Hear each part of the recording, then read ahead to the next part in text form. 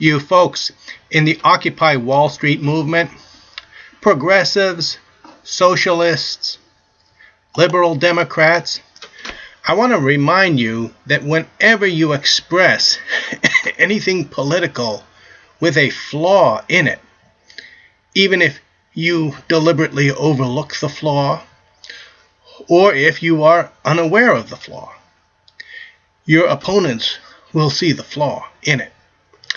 And they will call each other's attention to it, even if your side conveniently overlooks it when talking to each other. Now, one of the things that you need to know about, I call it the story of Joey and Johnny. They both get out of jail the same day, flat broke. Joey and Johnny take a hike on down to the day labor pool, and they are in luck. They've got job tickets. So they go marching on down to the job site, and they're working merrily away. The boss comes around and says, there's overtime today if you want it. And Joey says, no, I don't want any overtime. Johnny says, oh, sure, I'll take the overtime. Day after day, Joey returns. Hey, they keep sending him out to the same place. So he goes out there. He buys lunch off the lunch truck, buys the national brands of tonic, and drinks those, while Johnny brown bags of lunch, and including the supermarket brand of tonic with his lunch. He's saving up money. Joey takes the daily paycheck straight down to the bar and drinks it, while Johnny saves it up. And who could have predicted that a job harvesting Christmas trees would be temporary? Couldn't have seen that happen. Oh no, a repeat ticket out of a day labor hall. That's job security. Well, now they're both out of a job. And Joey asserts that Johnny has to share some of his money with somebody who is less fortunate. Well, the reason that Joey is broke and Johnny has money is because of choices that they made. And there is a lot of that going on, where people who work and save up really are furious that some people just want to sponge. On the other side of it is the manipulations that some rich people do. Everything from alcohol licenses, bailouts, banking licenses, broadcasting licenses, casino licenses, defense contracts, all the way down the alphabet to taxi medallions, veterans benefits, and zoning variances. Bureaucrats control a lot of the economy, and they pick winners and losers. And sure, a lot of them are probably getting paid off to pick winners and losers. Okay? And the solution to that isn't to say, well, they got rich because they got a nice cushy union job with an electric company that has a government-protected monopoly against competition, so they have to share some of their money with me because I didn't get picked by the bureaucrats. The solution to that is the libertarian chess move. You got to think like a libertarian chess player. What chess moves can promote liberty and justice for all, instead of involving the government doing more to help the poor? They should be doing less to hurt the poor and the broke people and the working class people. And in this case, it would be eliminate the government protected monopoly. For cable TV, telephone lines, and electrical power lines, all you need to share are the utility poles, and let different companies compete using the same power lines.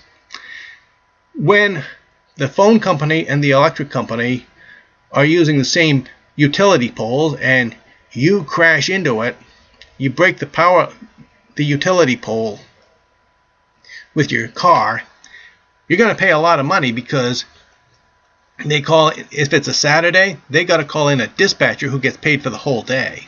Of course, that's union rules.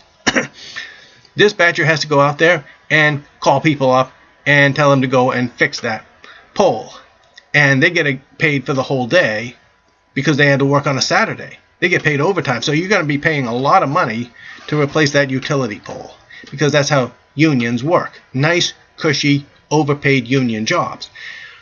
Well, that's only for the utility poles.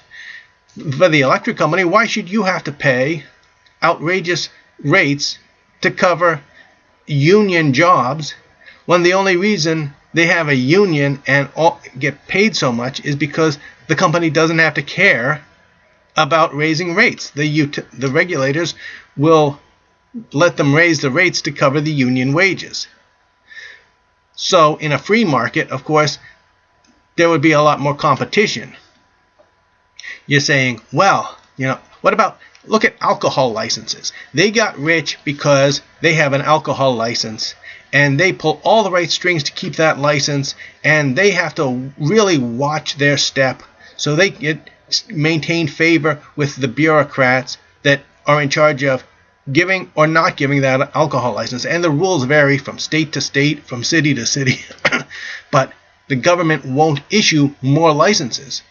There's state laws saying, no, you can't issue more than this many licenses in your city, depending on the population. And that has to change.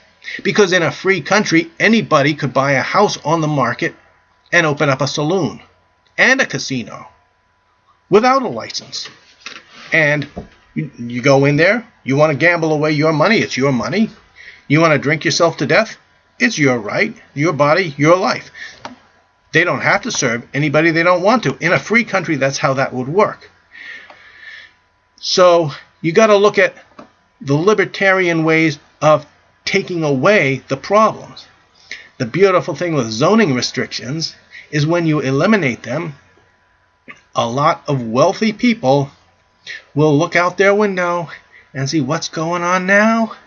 Oh, somebody's putting in a mobile home park.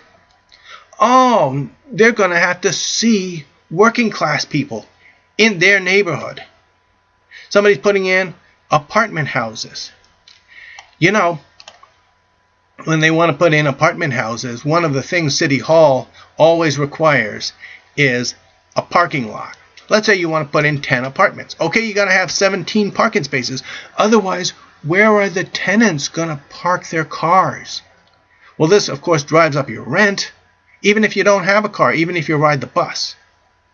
And this hurts working class people who don't own cars. If you want, you should be free to rent an apartment without a parking space and pay less rent because you have to put up with the hassles of having to ride the bus everywhere. This would be much fairer. You got to look at ways that the government is hurting the poor. This is also true with healthcare, where overregulation drives up the cost.